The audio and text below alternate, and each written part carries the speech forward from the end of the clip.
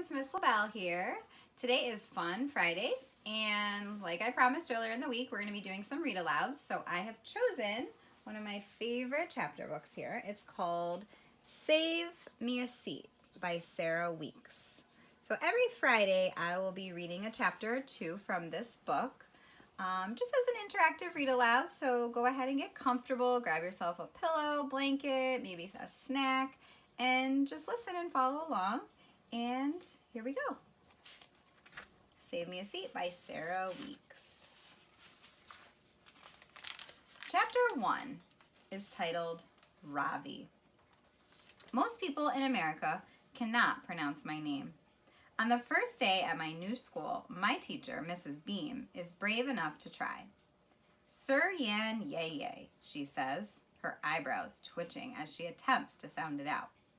Sir E A Ni Ri Yan Nan, I say slowly. She tries again, but it is no better. I'm going to have to work on that, she says with a laugh. I laugh too. Sir Yanaran is my surname. My first name is Ravi. It's pronounced Ra-Vi, with a soft Ra and a strong V. In Sanskrit, it means the sun. In America, people call me Ravi, with the stress on the first syllable. That doesn't mean anything. Patience is a virtue, Amma reminds me often. She believes that with time, people will learn how to say our names correctly. My grandmother tells her not to hold her breath. We moved to Hamilton, New Jersey a few months ago, May 13th to be exact. I am fresh off the boat, as they say.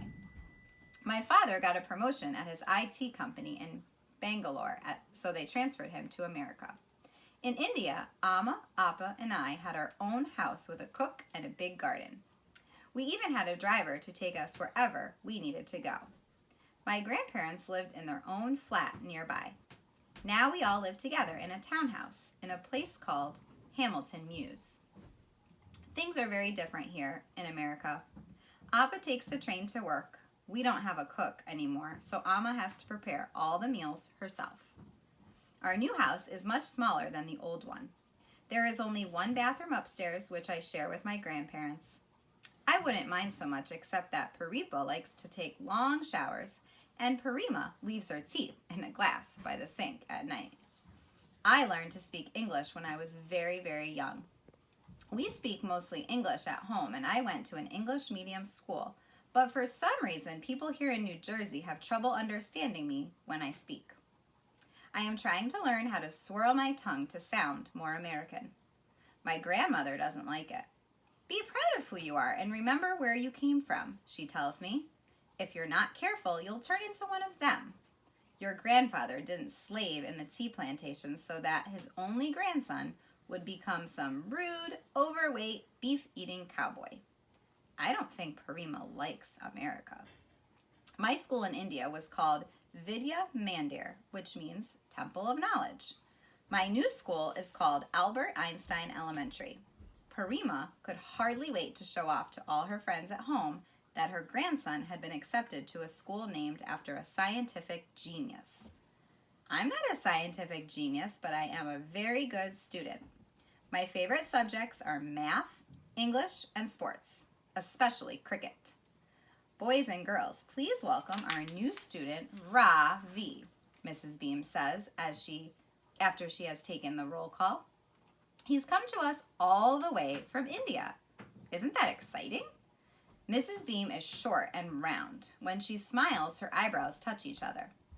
As I look around the room, a sea of mostly white faces stares back at me. I feel a little nervous. It is my first day of 5th grade in room 506, and I am the only Indian in my class.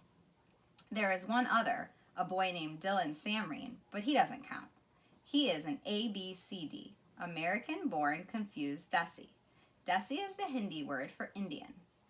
I can tell Dylan is an ABCD because he speaks and dresses more like an American than an Indian. Tell us something about yourself, Ravi, Mrs. Beam says, smiling at me. Yes, ma'am, I say, standing at attention. Everyone laughs. Mrs. Beam claps her hands. Boys and girls, where are your manners? She asks.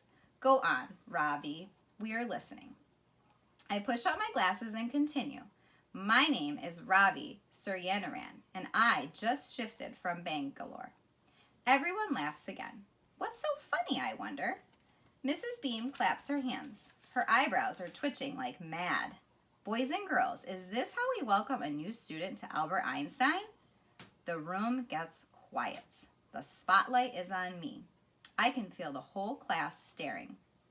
This is my first day of school in America, and things are not going well. Mrs. Beam turns to me. You can call me Mrs. Beam, she says softly. And Ravi? Here in America, students don't need to stand up when the teacher calls on them. Do you understand? Of course I do.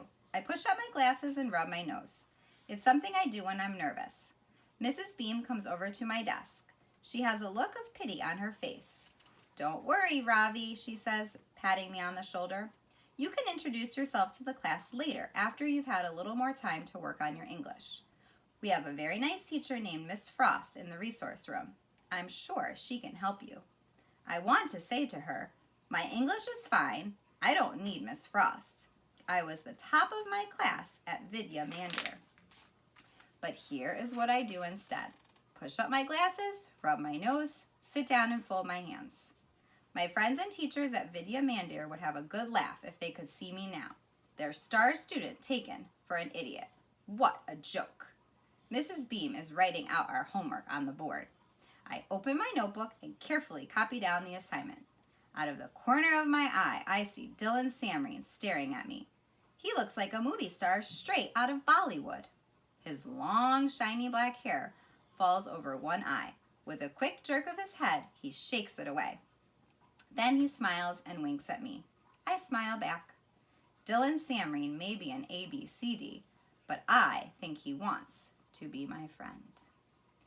So we will see next week if Dylan and Ravi become friends. And we'll do a little more reading then. Thank you for all your hard work this week, boys and girls. Keep it up, and see you next week. Bye.